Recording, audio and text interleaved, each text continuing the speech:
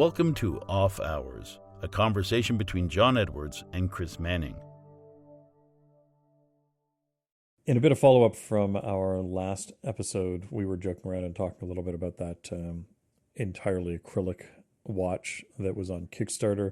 And I joked about the fact that it would make a perfect dive watch just because it was a single solid piece of acrylic, and you should be able to bring that down to just about any depth, and it's not going to impact the movement itself or the function of it. But of course, it's a horrible dive design just because you can't see anything on it and it doesn't have any of the functions that you need. But if you do want to hear about dive watches and listen to a couple of guys who actually know something about dive watches, unlike the two of us, I do recommend the last episode of Time for a Pint. Matt and Chris both talk about some of the dive watches that the two of them own. Both of them are divers.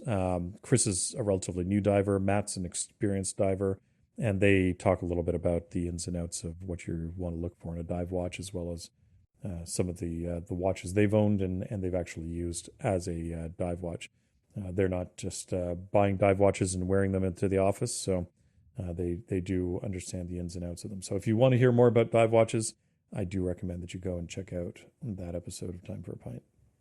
Yeah, as ironic as it is, it's actually quite rare that you hear people actually talking about dive watches for the purpose of diving and actually using them for that purpose. Yeah. So it was a nice treat. Yeah, that's one of the things I like about chatting with Matt about that sort of thing, because he has been an experienced diver for a long time. He's used a whole pile of different dive watches, and he actually has a good understanding of what is necessary for a dive watch.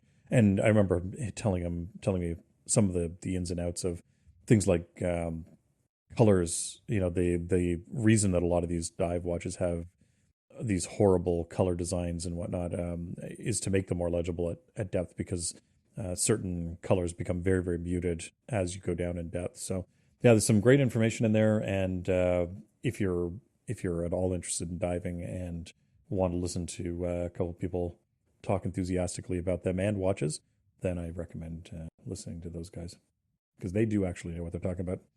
Sounds like you have something against the color orange. I'm not a fan of orange. It makes me twitch when I see it in cars. It makes me twitch even more when I see it in watches. But I understand it has a practical purpose. Even in high-vis jackets, high-vis motorcycle jackets, I'm not a big fan of the orange. I prefer the yellow over that orange. And how about gold? Yes, gold I'm a fan of, although I'm not sure that I'm a fan of the gold that you're thinking of right now, because we were talking about that really inexpensive Casio digital watch, and Casio's released a slightly more expensive digital watch. Just a bit. Yeah, solid gold Casio G-Shock. This is for one of their anniversaries, and it will set you back a little bit more than a traditional plastic G-Shock will cost you. Absolutely. I have to say the presentation of it's impressive. Over on Watches by SJX, they do an unboxing of one of the very few that was sent to the market outside of Japan, because the vast majority of them went to Japan. And it's actually quite an impressive presentation that they've got for this watch, but it's a little bit on the hideous side, I must say. I would just think of the tea you can make in that teapot it comes in. For $70,000, I'm pretty sure that I can find a nice teapot, and one that doesn't have a really ugly watch attached to it. Well, a somewhat more attainable range from G-Shock, they've also teased a laser etched take on their G-Shock for about a tenth of the price. It's actually not yet available. It's quite a neat take. I actually prefer the aesthetic of their geometric version that they teased this week than the camouflage version that they teased a little while back. Yeah, this design is interesting. They've used a laser to engrave this geometric pattern on not only the dial but also the case itself, by the looks of it. So it is an interesting look. It looks like something that maybe should have been worn in Tron, but so I think this is probably going to have a limited appeal to people. But I am really curious to see one of these in person, just because I want to see what the texture looks like on on the watch in person. I'm also not 100% sure with the the design that they've engraved on the outside of the case, how textural it is, or whether that's relatively smooth. It's a bit difficult to tell from the photograph that I can see here, but the dial itself actually has some dimensionality to it. So I'd be curious to see this and see it in person to see what it looks like. Yeah, if it's anything like the laser etched dials on, say, so Rolex day date, then there's going to be some difference between the different levels, and it's actually quite neat the way that catches the light and the way it looks in different lighting. And I hear your laser is finally in transit. So what did you settle on for a laser engraver? Yeah, I was able to finally pick up a laser engraver. I've been doing some digging for quite a while now, and laser engravers have dropped in price a lot in the last 6 months, and I suspect a lot of that has to do with the current pandemic that's going around. I think that there was a little bit of a depression in sales in fiber lasers coming out of China. I suspect that a lot of people weren't buying them, so the prices dropped dramatically between November and now. So I ended up going with a 100-watt fiber laser, and it should be coming. Well, it's somewhere. It's in transit somewhere right now. DHL doesn't know exactly where it is, which kind of terrifies me. But it should be here in the next week or so, and I'm really looking forward to playing around with this thing. Its primary use is going to be engraving the print plates for my pad printer, but on top of that, one of the advantages of having a fiber laser is that I can actually engrave the metals that I work in as well. So regardless of whether I'm talking about the silver or stainless steel or gold or whatever it is, I can actually engrave straight into it and get some depth and texture out of it, which is really nice. So I'm really looking forward to having that. I was originally looking at one of the lower powered ones because for the print plates that I use, you don't really need a 100-watt fiber laser for those. You can get away with a 25 or even a 30-watt laser without too much of a problem. But the 100-watt lasers are actually a pretty reasonable price these days. And so I thought, let's go for something a little bit more powerful. Then I can also use it for cutting out metal as well. So with a little bit of time and patience, I can actually cut through sheet metal and also do some deep engraving. So we'll see what it looks like when I get it in terms of the results, and experiment a little bit to see what I decide to do with it. Now, given it can do deep engraving, do you know if the software that it comes packaged with can handle any sort of laser ablation or metal forming? With the newer versions of the control boards that they come with, they actually have full 3D capabilities, and so they can control the laser height as well.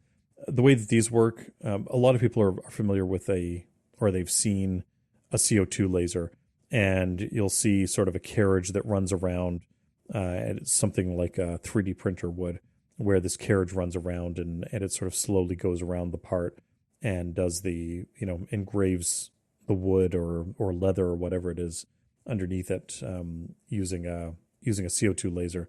With the fiber lasers, they don't actually move the entire head like that. Instead, they use a little mirror using little galvanic motors that twitch it back and forth and basically very quickly move the laser beam around. And part of the reason for that is because these fiber lasers are so much more powerful than the CO2 ones. Trying to move that carriage around at a speed fast enough to be able to,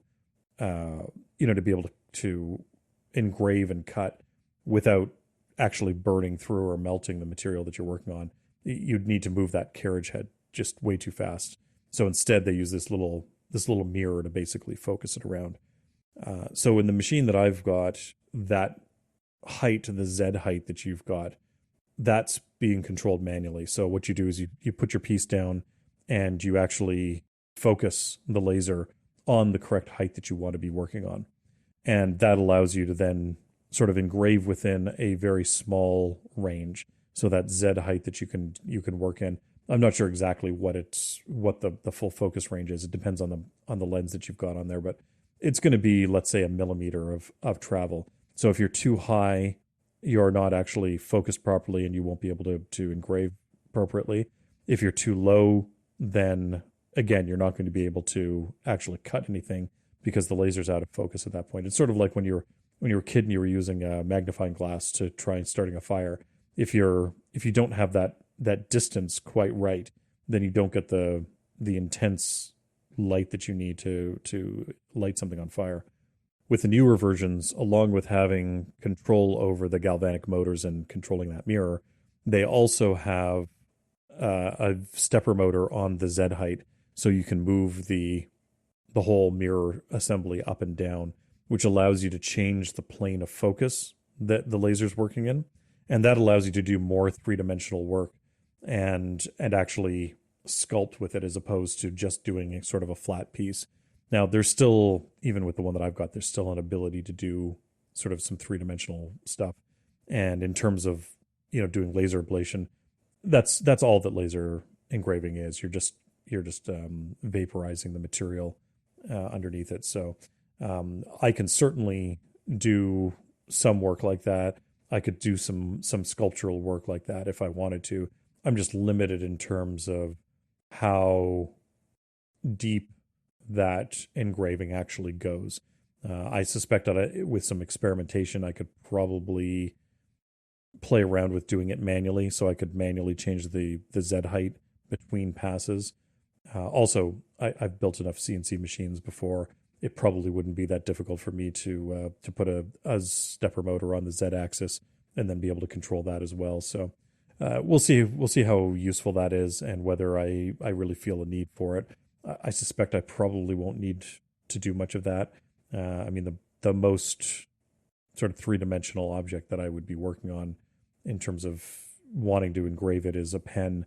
And even then, I'm going along the length of the pen barrel. So the change in sort of focus height isn't dramatic in something like that. So I doubt that I would really need to worry too much about automating the Z height of it. But there'll be a lot of experimentation with it to see what I can get out of it and what, sort of what techniques work best and what I actually decide works for the designs that I want to do. So would it be feasible, for instance, to pull off something like your Gothic overlay pen in full 3 dimensions using your laser, do you think? That's a good question. The design itself was designed to be made about 1 millimeter deep. Yeah, it's certainly possible. I think it would need some experimentation to figure out the levels of sort of stepping to get a nice curve, because the sides of those designs actually have a curve to them. It's not just a straight side or like a straight plane that's there. There's an actual curve there.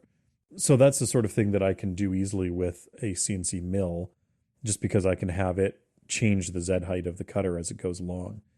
It's possible to do with the laser. I would just have to design the G code for it so that it's cutting the correct depth everywhere and adjusting for that. Sort of like when you're doing slices on a 3D printer.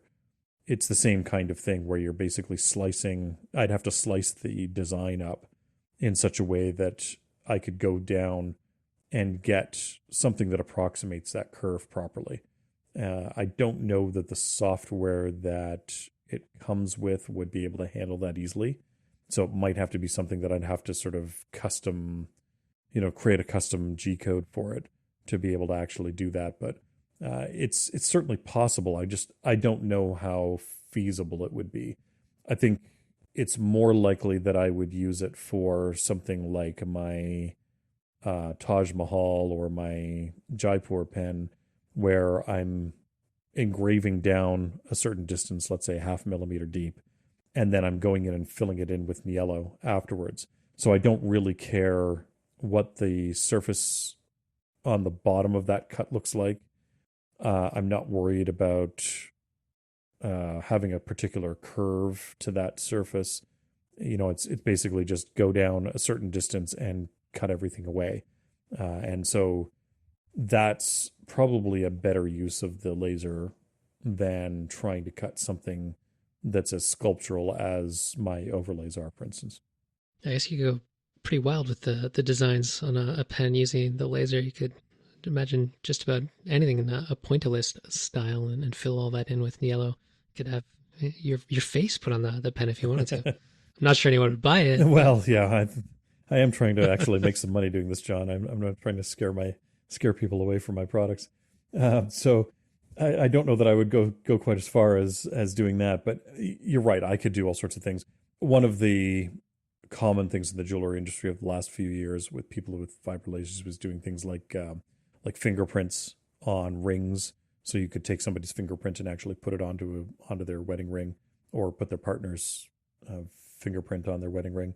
So that sort of thing is pretty common and would be trivial for me to do in this case. I could put somebody's fingerprints onto the pen, for instance. In fact, right where they're holding the pen, I could put their fingerprints on it. So there's certainly options like that available to me.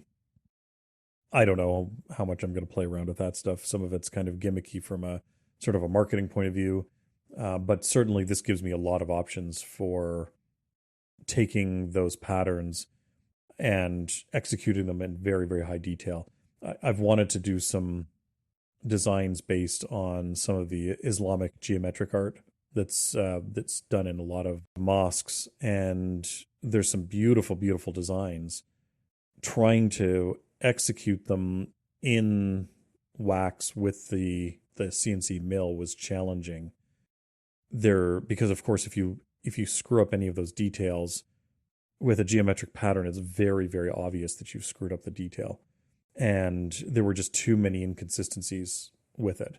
Whereas with something like this laser, I can come along and I can get very, very precise patterns cut into the silver. And also I'm cutting straight into the silver. I don't have to use an intermediate material like a wax and then cast it, right? And then rely on the imprecision of the casting process and possible problems that are coming up from the casting process. So this gives me some options for doing more precise work that I've wanted to do over the years and just have not had a chance to. So I'm really curious to see where I can go with that as well.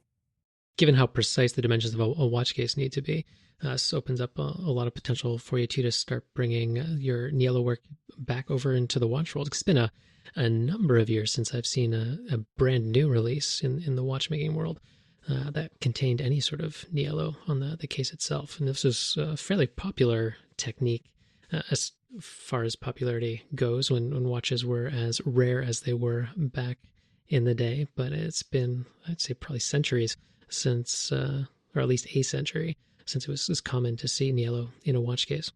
Yeah, I think if you go back about 100 years, you can find certainly pocket watches that had Niello work on the cases. Certainly the coming out of Russia, there was a lot of Niello work coming out of there, not just with their pocket watches, but also cigarette cases and things like that, lighters. Yeah, you're right. You're probably looking at about 100 years since the last time somebody used Niello in a watch of any kind. So it would be interesting to try and use the laser along with the watch case, and then try and engrave some patterns in there, and then bring the Niello work into it. It would be interesting to do some dial work like that, just because, again, the dials are so small. Trying to do hand engraving or even casting methods to get the patterns that I want out of the Niello, it would be really challenging to try and do that. So this might give me some options in terms of making patterns available in Niello that I wouldn't be able to do otherwise, or it would be very, very challenging otherwise on the scale that I would need to for a watch. So there's certainly a lot of possibilities that are open to me with this, and I'm really curious. Actually, I'm really kind of curious to see how Niello engraves with the laser engraver and see what sort of textures come out of it, what colors come out of it, because you can change the color of the metals to some degree with a laser. So I'm really curious to try putting a piece of Niello underneath the laser and see what happens with it. That might open up some opportunities which I just don't have right now. And I love the idea of this new technology. Again, as we talked about last episode with these force multipliers, this opens up so many options that I just do not have available to me right now.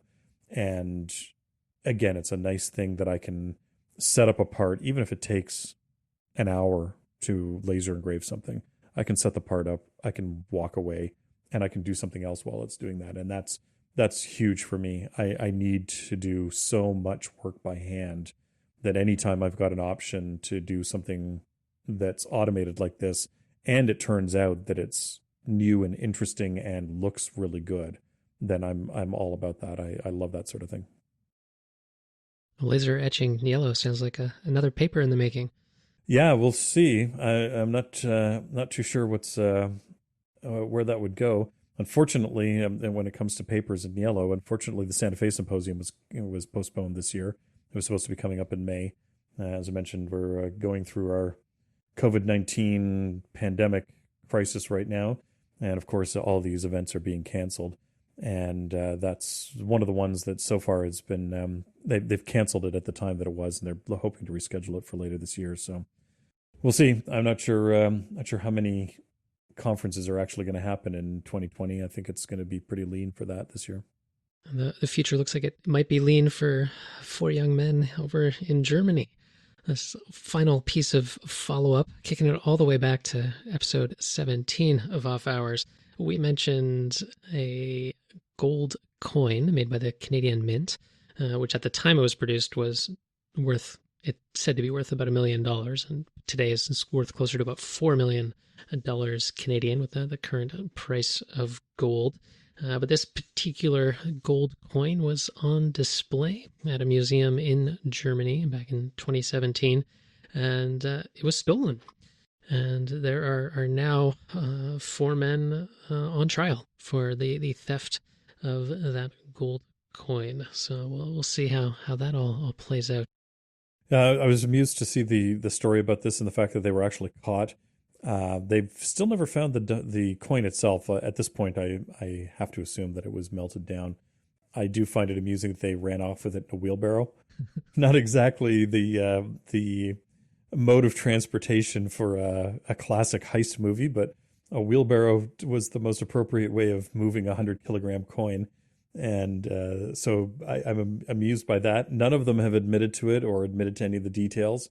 But they have confiscated, I think they said 70 different houses that were purchased with the proceeds of this heist, or what they suspect are from the proceeds of this heist. I'm surprised that they caught these guys, although I suspect it's probably because they were living well beyond their means, and that's what sort of turned the authorities onto them. I could see Guy Ritchie making a fun film about this particular story. Yeah, it's not quite as compelling as having a bunch of Mini Coopers driving around with a bunch of gold in the back of it, though. Yeah, I'm sure your old Mini Cooper would have made much quicker work of getting away with this thing than a wheelbarrow would have. Oh, absolutely. Yeah, for sure. Yeah, we'll also post a great video that, speaking of the Santa Fe Symposium, Frank Cooper, who's been a speaker a number of times at the Santa Fe Symposium, and somebody I met through that, he actually posted a video to Twitter and tagged me on it with the marketing video that the Canadian Mint actually made about the manufacturing of this gold coin. So we'll put that in the show notes as well. It's sort of an amusing look at the process of how this goes. And I say amusing mostly because the tone of the video is very un-Canadian, but it's definitely an interesting video to see how they made this coin. There's certainly a proud bunch in the film, for sure. And the video itself is also, it comes across quite dated now, so it gives you some idea of when the coin was actually produced. If it was melted down, it is a sad state of affairs, and it's unfortunate that all the hard work that you see going on there in that film to bring this coin into being, just to see that all literally melted away, is kind of sad to think about. There wasn't only one coin made, though. That's something that often gets lost in a lot of these stories. I think they made 10 of them, I want to say, for the collector market. So there are a bunch of them out there. There's somebody out there has one of these things sitting as a coffee table or something, or sitting in in their den or something like that on a table on the side. So yeah, there's a couple more of these out there in the world. So not all of that hard work was put to waste. The one serious coffee table. This is not your run-of-the-mill IKEA coffee table, that's for sure. No, it certainly isn't, no. But when you see the amount of work and effort that went into crafting just one of these, though, it is still sad to think that all that time and that Sure. effort was lost, or even just getting the gold to that level of purity, even to melt that down and spend it on a bunch of houses. Yeah, that is one thing that the Canadian Mint is known for is the refining techniques. They're one of the few mints, or one of the few refiners, I should say, in the world that actually does 5/9 purity gold. So that's not very common. Most people only do 4/9 purity. The Royal Mint in the UK just released a 5 kilogram gold coin, and I don't think it's the same level of purity as this one is. I think it's only 4/9 purity. So yeah, it is impressive that they were able to get such a large piece of gold that pure. That's quite impressive. I was surprised to learn that they actually don't do their own refining in the UK either. I was not aware of that previously. No, from what I understand, they actually buy their coin blanks, their precious metal coin blanks, from a company I believe in Spain that does all their coin blanks. So yeah, they don't actually do their own refining and coining there in terms of making the coin blanks. I believe they do some of the refining, but I think they send it out for final refining, and then get the goods back from this other company and have them turned into coin blanks in the process. Whereas that's something here in Canada, the Canadian Mint actually does all of that all at once, and that's one of the things that they've actually done quite well at business wise is making collector's coins like this for other mints in other parts of the world. So if you do the tour here in Ottawa of the Royal Canadian Mint, they'll actually show you some of the coins that they've made for other countries as well. So I really shouldn't take it for granted that we have such esteemed refining going on right here in our own backyard. Mm-hmm. Yeah, exactly. Sadly, it's not open to the public. I can't send my metal off to the Royal Canadian Mint for refining, which is unfortunate. It would be nice to have them deal with it, since I know there have been problems in the past with some of the refiners in North America.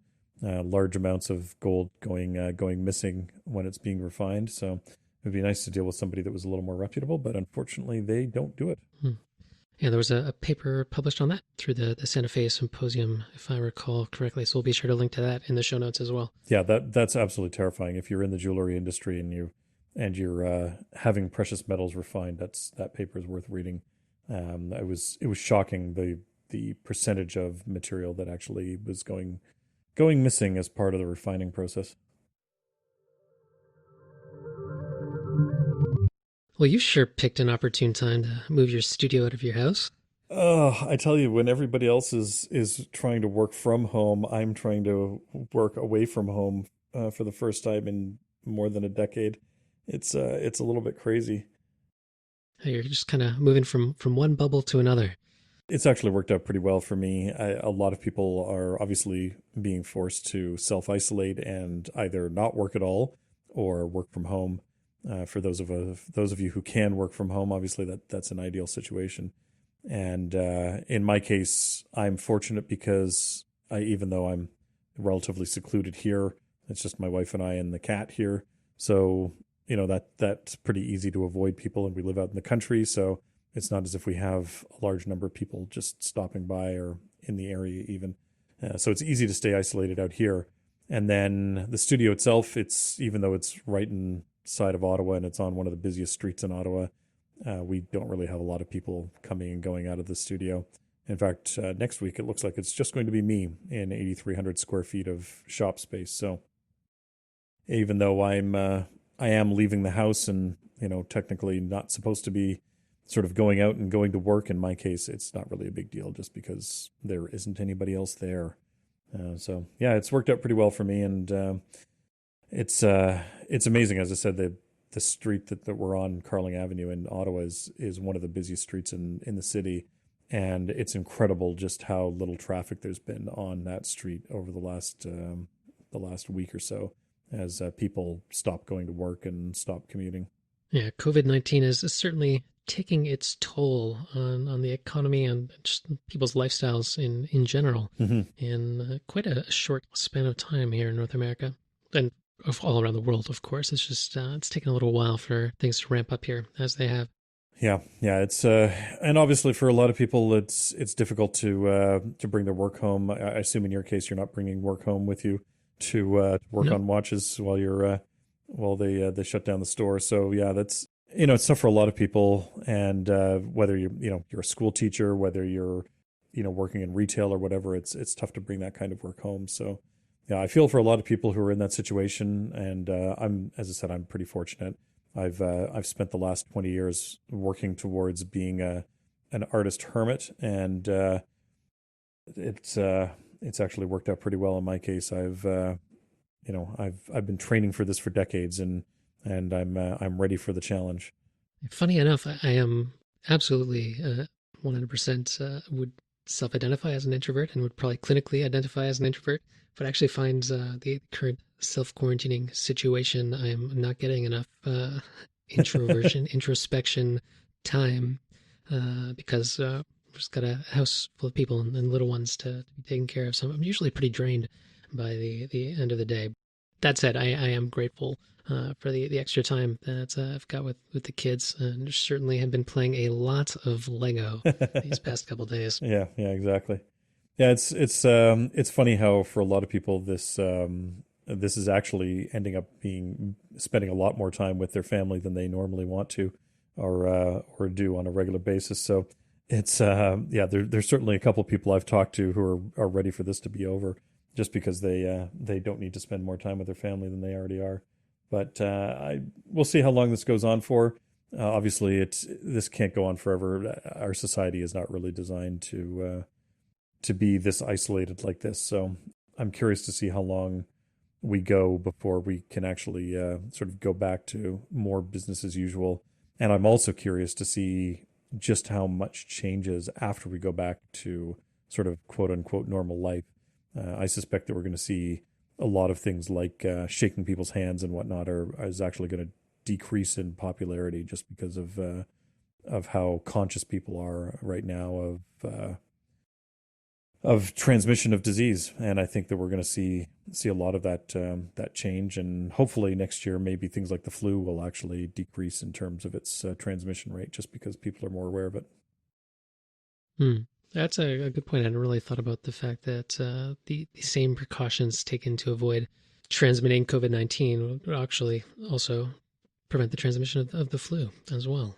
Yeah, yeah, the flu, the cold, a lot of things that people get hit by seasonally. A lot of that gets reduced dramatically if you wash your hands, don't touch your face, don't touch other people. It makes a big difference. So we'll see. I just wish people would stop hoarding things at home. It's a little bit frustrating going into the grocery store and not being able to find things that shouldn't be difficult to find at this time of year, just because people are freaked out and they're hoarding things. So if you're out there and you're hoarding things, stop it, please. The rest of us are trying to buy bananas, and I just want to buy some bananas, John. That's all I want to do. You're certainly doing yourself no favors with the decorations around the shop there. Then, so it's just taunting yourself. I know we have a bit of a banana theme at the studio, and it's tough to get away from bananas. So I keep thinking about eating bananas, and I can't buy bananas because there aren't any bananas in the stores. And now you're just going to go bananas. That's right. Yeah, we've been making a point of at least getting outside once a day and going out for a hike in the forest, or maybe going to hunt down a geocache or what have you, which saying that out loud, I actually question the sanity of pulling up a geocache, having no idea who else has touched it. Yeah. But we'll just make sure we sanitize our hands thoroughly afterwards with hand sanitizer. Yeah. Provided anyone can still buy some. I was going to say every time I hear rumors of hand sanitizer at a store, they get swamped with people. So I don't know how much of it that's out there. Well, I've heard a lot of distilleries are ramping up to start producing hand sanitizer, which is a surprising turn of events. But hey, desperate times call for desperate measures. Yeah, I'm a little surprised that they have the capacity. You would think that with all these people spending a lot of time at home with their spouses, they would need to sell the alcohol just to keep people from going insane. So I'm a little surprised they have the capacity to do more hand sanitizer. Who knows how big the reserves are? That's true. Speaking of people who've been sort of spending a lot of time at the bench doing crazy things like building watches, there's a couple of interesting watches that you brought up that have shown up sort of on our radar in the last few weeks. Yeah, so a couple more pieces that have popped up on watches by SJX. two watches made by two young watchmakers, both featuring a spherical complication of sorts, or semi-spherical to be more precise, but for all intents and purposes, spherical on the face of the watch. And both of them also basing it on fairly popular movements, albeit very different, very popular movements. The first one that caught my eye was one made by a young Japanese watchmaker, Norifumi Seiki, and he has crafted a pocket watch with a spherical moon phase display, and the majority of the moving components inside he's taken from an ETA or Valjoux 7750. But he's not stopped there in terms of sourcing his components. He's also lifted some parts from a Pizza caliber in order to drop the beat rate of the watch down to a lower level. And he's got all this driving a three-dimensional moon phase display as well as a calendar display. And he has essentially crafted just about all of the remaining components up around these parts that he's lifted from these other calibers entirely by hand. Yeah, this is an interesting take on how to make a custom watch. It's a bit of a Franken watch, as you mentioned. He's taken a bunch of components out of a few different movements and then made new main plates for himself to support all of those components. So that's certainly a great way to prototype if you've got a movement which has the parts that you want. And then the rest of the parts, like the dial, he's made himself, as well as the case and the moon phase sphere that he's got there, the hands, that sort of thing. And interestingly, because he didn't have access to things like a Rose engine, but he wanted an engine-turned sort of dial look, he's actually gone off and created a fairly textural silver dial using a lathe. And I like the fact that he's gone off and done this. It's not as refined a look as you get out of an engine-turned dial, but he's using similar techniques. He's then bleaching the dial afterwards because it is a silver dial.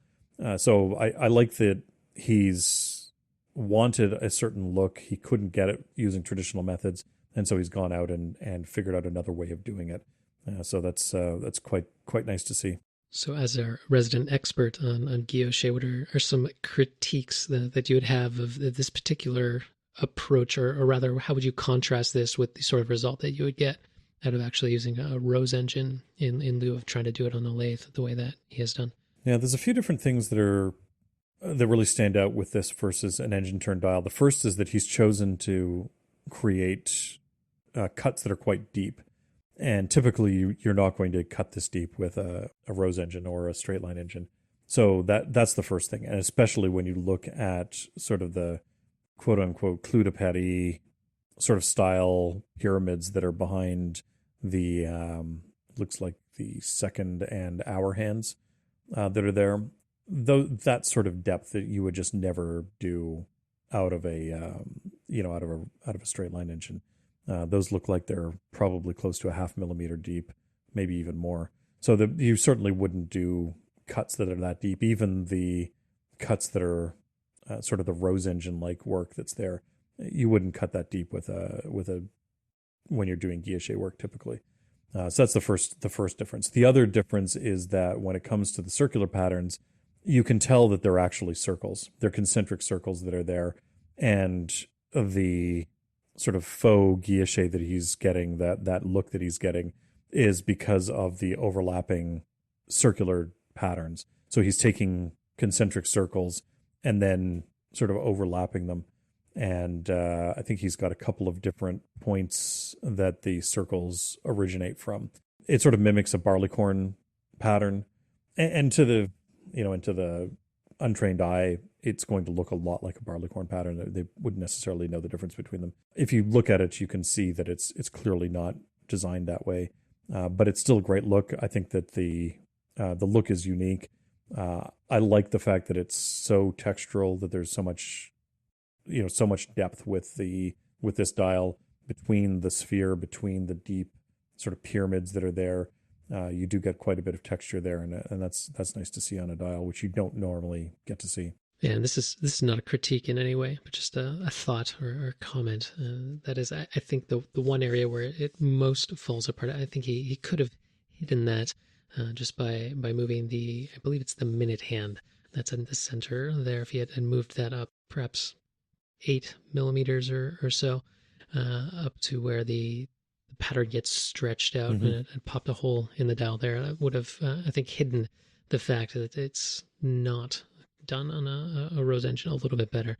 But as you mentioned, that the cuts are also very deep, and to the trained eye, you're very quickly going to see that it is not a guilloche pattern, but rather the concentric circles, as you mentioned. I was actually surprised you brought up the Clou de Paris pattern as the first point to talk about. I thought it would have been the more barleycorn style that you would have picked on first, but I hadn't even thought about the depth of the cut as being a key point of differentiation between this particular approach and that of traditional guilloche work. When I saw this for the first time, it was on my phone, I think. I think it came across my Twitter feed. And so it was just a photo that was on my phone. And if he hadn't done the Clou de Paris pattern behind the two subdials, I probably wouldn't have even stopped on this photo, because at a small scale, the rest of the pattern just looks like, maybe sort of poorly executed barleycorn. And I say poorly executed because the size of the sort of the barleycorn itself changes too much along a certain diameter. Typically, when you see barleycorn on a that's done on a Rose engine, all of the corn is the same size in that row as it goes around, sort of at that diameter. And this basically just, from a sort of a quick glance, just looked like, oh, okay, somebody's doing something different with barleycorn, or they haven't executed it properly. And I was just going to quickly pass by this image. It was really the Clou de Paris that sort of caught my attention and said, what the heck are this is going on here? This wasn't done with a straight line engine. And that's what sort of made me look at it a little bit deeper and look at it closer. So in some ways it's good. It got my attention. In other ways it got my attention for the wrong reasons. So, I think this is a great example of somebody thinking outside of the box and trying to use the tools that they have available to them. Obviously, this is something that could be refined quite a bit and turned into something a little bit nicer in terms of the actual execution of it. But and as you say, little things like where that pattern is sort of stretched out in between the two subdials, that sort of thing could be hidden a little bit better. But otherwise, it's definitely remarkable considering what he had available to him in terms of tools and getting this sort of unique style for himself. And it's worth noting as well that Seiki is only 23 years old. He was born in 1997, and he just recently graduated from the Masahiro Kikuno School of Watchmaking there in Japan. Yeah. So this is just the beginning of things for him. And he's talked about the fact that he wants to sit down and refine this watch a little bit. He said, I think he was saying that the calendar portion of the movement is having some issues. And so he wants to refine that a little bit and make it work a little bit more reliably. So hopefully he works on the design a little bit as well. And what we see as a final design that he actually puts up for sale is perhaps a little bit more refined than what he's got here in a number of ways, not just in the dial design, but also in the movement itself. And the other unusual bit of crossover in similarity between this piece and the piece by Stefan Ketelaars, which we'll get to in a moment, is that both watchmakers chose to use heat-blued titanium in their pieces. Here, Seiki uses it for the moon phase display, and Stefan Ketelaars uses it for the hands of his timepiece, which is the 3D Terra, which rather than showing the moon in 3 dimensions has a night and day display of our globe in 3 dimensions on his piece.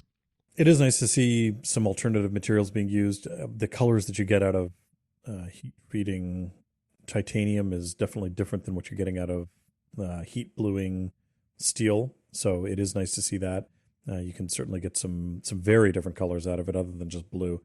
But that blue is a little bit different than what you're going to be able to get normally out of steel. So it is nice to see some alternative materials being used.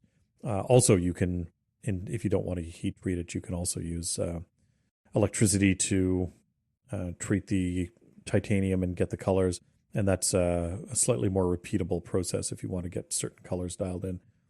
So there's certainly some options available to you there with titanium versus with steel. The first watchmaker I was aware of to use heat blued titanium was de Bethune, and curiously, de Bethune is also the first watchmaker I was aware of to use any sort of 3D complication. They've also done a 3D moon display that they're quite well known for. So it kind of makes me wonder just how much these two fellows were inspired, if at all, by de Bethune. Yeah. Yeah, there's certainly a lot more three-dimensional work being done on dials these days, and some interesting things being done with globes and moons and whatnot. So I think that's sort of like the brown dial phase that we had a couple of years ago, and everybody was doing sort of brown dials. I think this is sort of one of the trends right now, is doing interesting things with moon phases and globes and whatnot. So I think 20 years from now we'll look back and sort of see this sort of 3 or 4 or 5 year period or whatever with a lot of these watches, and we'll see how long this actually lasts. I'm not sure that what everybody's doing is worth keeping, but certainly there's some of these are interesting watches. A couple of years ago, I think Group of 40 just dropped a new brown dialed watch today. Don't tell me that. I was really hoping that the brown dial phase is over. I'm not a big fan of the brown dial phase. Pardon me, a dark chocolate dial. Yeah, it doesn't. No, dark chocolate is something you eat, not something that you put on a dial. And if I recall correctly, de Bethune's first moon phase display in 3 dimensions was produced coming up close to 20 years ago now. So it's certainly not a short-lived phase either. Well, I was thinking more in terms of other people. There's been a number of interesting sort of astronomical complications lately in terms of moon phases and stuff. It seems to be one of the trends right now, and not just with globes and 3-dimensional dials, but just astronomical complications seem to be particularly popular right now. Now, this particular piece is nice. It's using a 6497 movement, which we've discussed a number of times. That's one of the movements that I started working on at the BHI when I was over taking courses last year. Stefan has gone off and modified a 6497 in this case to get the look that he wants. And one of the interesting things that he's done here, along with the globe that he's added to it, he's also moved the balance to the dial side of the watch, which is, again, something that we've seen a couple of people do lately. This is quite a leap forward from his previous piece that was also based on the Unitas movement, or ETA, technically. So it's going to be hard-pressed to pick up a Unitas 6497 or 6498 these days. Yeah. It's almost guaranteed. It's going to be from either ETA, or you're going to get an Asian one from Siegel and the like. The previous one he had done also featured the 3D globe, but was not as heavily modified. If you were to take a look at it, it's just very clearly an ETA movement, 6497, that has just been heavily finished. He's put some serious chamfers on the bridges, but has not really reworked the bridges or the main plate in any significant manner otherwise. But in this case, his second go at creating a watch with his own name on it, he has taken the entire balance assembly and flipped it over to the front of the watch in an MB&F style. Yeah, and I like what he's done with the bridge for the balance as well here. He's moved it from a cock to an actual bridge, and I do like what he's done here. It's a nice look without being too extravagant or too sort of too outlandish. I like the refined look of it and the shape of it. I think he's done a great job. Yeah, although he has still left a regulator on there, and presumably he's left it sort of at the default spring that's in there without making it free sprung. So that would have been a nice update to it, is getting rid of that regulator and making it a free sprung balance instead. No, I would definitely back that sentiment. It's always nice to see a free sprung balance in a timepiece. But I can understand for economy why he's chosen to go this route. And it would be lovely to see him introduce a free sprung balance down the road.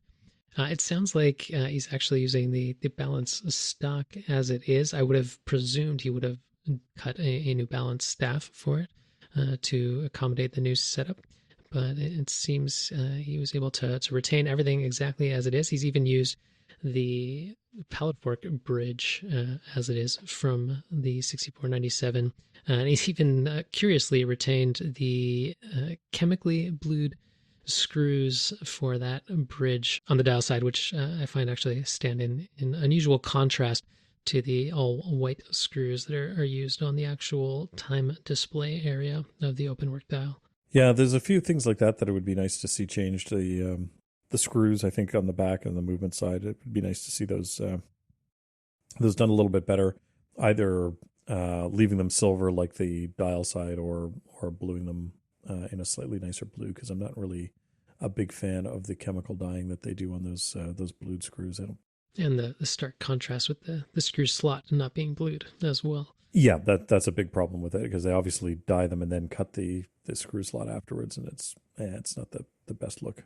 All that said, though, it is quite the feat for another young watchmaker. He's not yet 30 years old, and he's produced this largely by himself, of course, built off of a fairly standard movement. But in this particular case, this got to be up there. One of the most reworked 6497s I've seen. There's maybe one or two other contenders for that spot, but he's made some significant changes here to the caliber.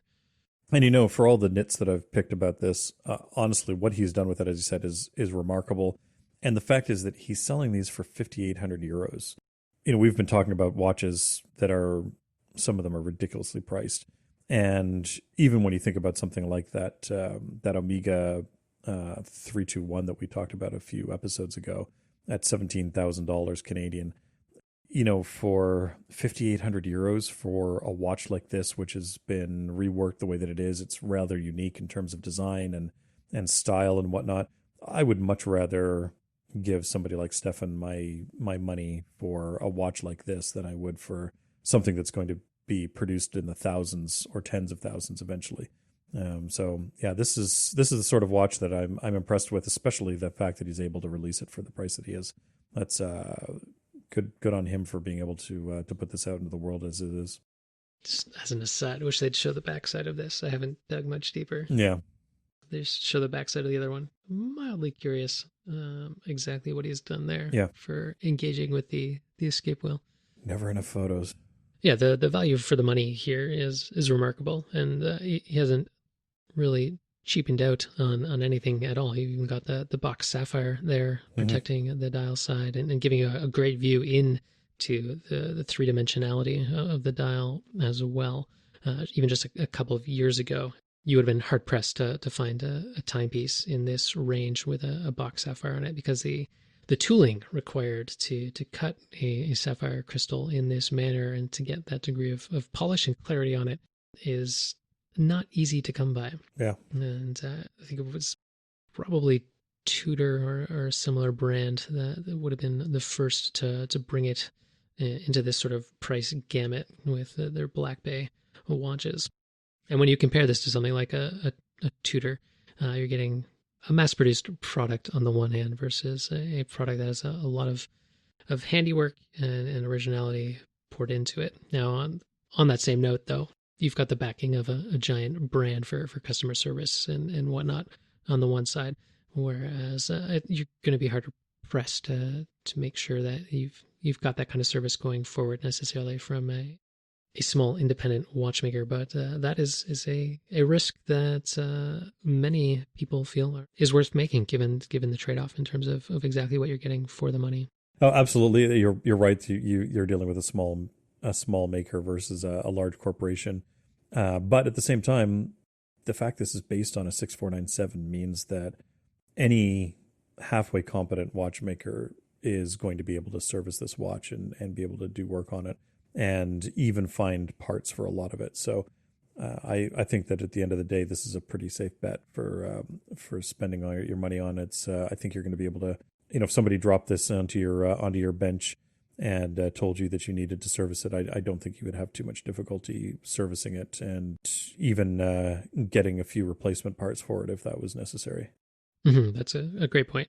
Is that the majority of the components that would be most worn out over time and in need of replacements are going to be readily available to replace things like your mainspring or wear on the pivots of the balance wheel, or even say the pallet fork beginning to show signs of wear, or any of the gears in the gear train. So all of that is stock. So that's a wise play here on Kettler's part as well. Yeah, and that's one of the things that sort of led me to working with a relatively large movement maker as well when it came to my watches, just because I know that I'm not going to be able to service all the watches that I make over time, and I wanted to make sure that it was something that was common enough that any watchmaker could easily repair and service the watch, and that those parts were going to be available in relatively large numbers going forward. So even once I'm gone,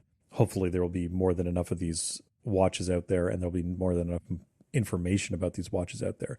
Anybody, even in the future, should be able to take one of my watches based on the Eterna movements and be able to easily service and repair them. And that's something that I certainly thought about when I was going down that road.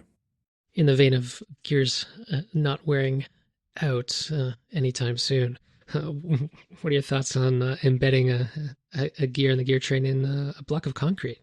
Yeah, that's there's been a couple of stories that have come across my radar recently. One of them was Arthur Ganson's machine, and he's created this gear train that has such a significant gear reduction that the last gear is actually embedded into concrete. I don't know if he ever mentions how long he thinks it's going to take before the gear binds up because the last gear is unable to move. But it's going to be a significant amount of time because that last gear is going to revolve once every 2 trillion years. So one revolution in 2 trillion years. So it's going to be a while before this thing actually rotates to the point where it's binding because of that concrete. Yeah, so this particular movement is using worm gears for its reduction, but there was another one that came across our radar, which was a Google to 1 gear ratio. Yes, a Google is actually a real number. Yeah, so this is using a more traditional gear and pinion arrangement that we're used to in sort of watches. So this looks like a really boring watch movement design more than anything else. This was interesting. I appreciated you passing this along to me because I'd actually just been talking about the concept of a Google and a Googleplex with my son who's in kindergarten earlier in the week, and he was quite pleased to see this. Certainly more pleased than he was when he asked me to write out a Googleplex, which I resorted to using a computer to do, and he quickly grew bored of watching the zeros scroll on by from the little script I had written to print it out. But a Google is far easier to write out. That's just 100 zeros you're dealing with, whereas Googleplex, it's a one with a Google zeros behind it, so it'd take quite a bit more time in that same way to actually see the final gear in this gear train to make a full revolution. You would be waiting an awfully long time for this, going a gear reduction of 1 to a Google. It's just a number so big my mind can't wholly comprehend it. Yeah, it's obviously something that nobody living today is, even if this runs at a significant rate. There's no one who is alive today who would see that thing rotate even a meaningful amount. And if you do want to watch this, there's a video we'll post in the show notes, which has this thing running for an hour. And so you can actually watch it running for an hour in real time. And you can see just how little these gears are moving. And I think it's only the first couple of gears that you see even moving at all over the course of that hour. So you can imagine how long it's going to take before there's any significant movement past the first couple of rows. how do you plan to spend the next bit of time in self-isolation there in your absolutely palatial studio? Well, the last couple of days I've been working on some welding projects. I've never really done any welding, and so now that I've got the space and the machines available to me to do some welding, I've been doing some MIG welding. And the impetus behind this was that we had a whole pile of steel that was taking up space in the shop that needed to have a home. And so the first project that I did was I turned a small part of that pile of steel into a storage rack for the rest of the pile of steel that's there. So that's what I've been working on the last couple of days. I still have some things to do to finish that up and get it finished so that it'll hold all of our metal. But it's been interesting. This rack is certainly not going to win any beauty contests for beautiful welds. Some of them are absolutely hideous, but it should hold together and should hold up the metal that we're going to actually keep on hand. So that's been the last few days in the studio. And then coming up next week, I've got to finish working on the bench top for my new watchmaker's bench. I've been sanding that down, and I've just got to do the last sanding pass on it before it is ready to go into the CNC router and shape into the shape that I want for the bench top. Doing some cutouts in it to make it a little bit more comfortable to work at as a watchmaker's bench. Just a lot of little things. We're still very much at that stage where we're sort of building things for the shop and modifying the shop itself to make it more usable. But every week it's a lot more comfortable to work in, and things are a little bit easier. Although the one thing that's still difficult is in a shop that size, it is so easy to lose tools. I am constantly walking back and forth trying to find where I stored things or where a tool is, and it's in a box in the back in the storage, and I haven't had a chance to bring it out yet. So I'm looking forward to finally having everything organized and put away, because it's right now it's a disaster trying to find certain things. Well, turning that pile of steel you were stubbing your toe on into the set of shells is a perfect example of turning the problem into the solution itself. So well done on that. Now it just sounds like you need to get even more tools in the shop, maybe. Is that one is none and 20 is one, perhaps? Something like that, yeah. There's never enough tools, John. I've got all the tools that I need, but there's always a new tool out there. Well, it's nice to hear you have the CNC setup finally running on the wood shop side of things. Oh, it's not quite set up yet, John. We still have to do that. Okay, sorry, I spoke too soon. Kidding me? We haven't had the time to actually set up the damn thing. We've got to. So once Rich gets back from holiday and he's out of his quarantine period, that's going to be one of the first things that we need to get set up. Actually, is that CNC router and get it rebuilt. We're increasing its size a little bit so that it can handle slightly larger pieces of wood than it was set up previously in Rich's basement, where he was size constrained. So that's actually going to be one of the first things we do before I can finish my bench top, is get the CNC router up and running. And I'm looking forward to having that up and running. There's a number of projects that we need to run through there. Well, it'll be a definite force multiplier for you guys once you've got that up and running. Yeah. The CNC router has a huge impact on us in terms of being able to do everything from making parts for furniture to making jigs. Just being able to make a jig for something is really nice, and also being able to make patterns for my pantograph.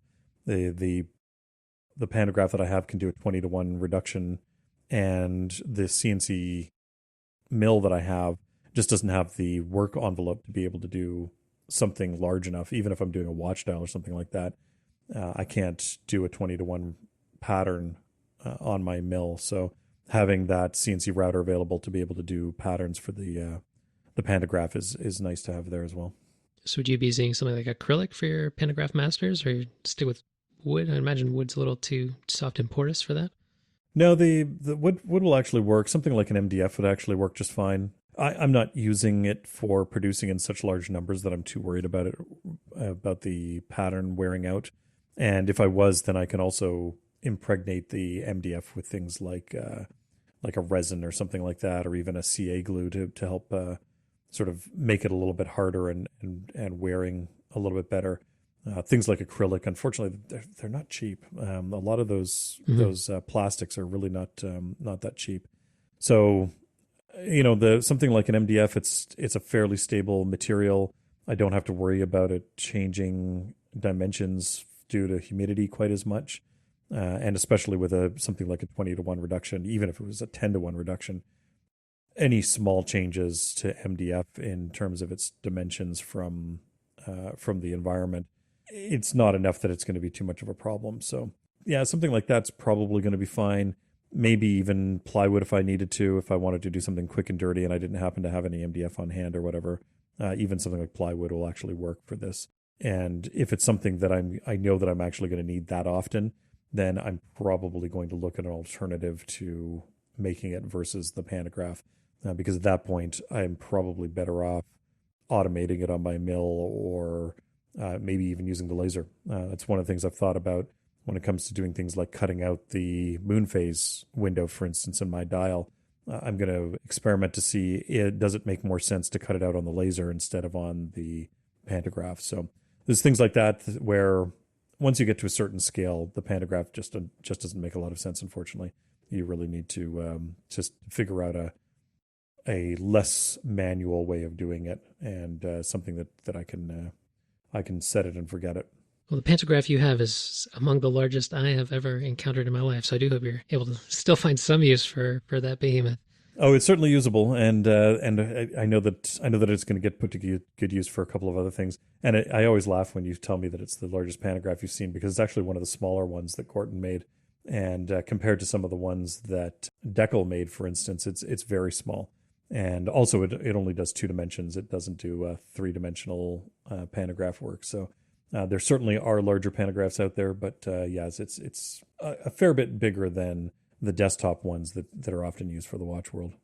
Well, I'm just glad you're still alive after I helped you move it. So.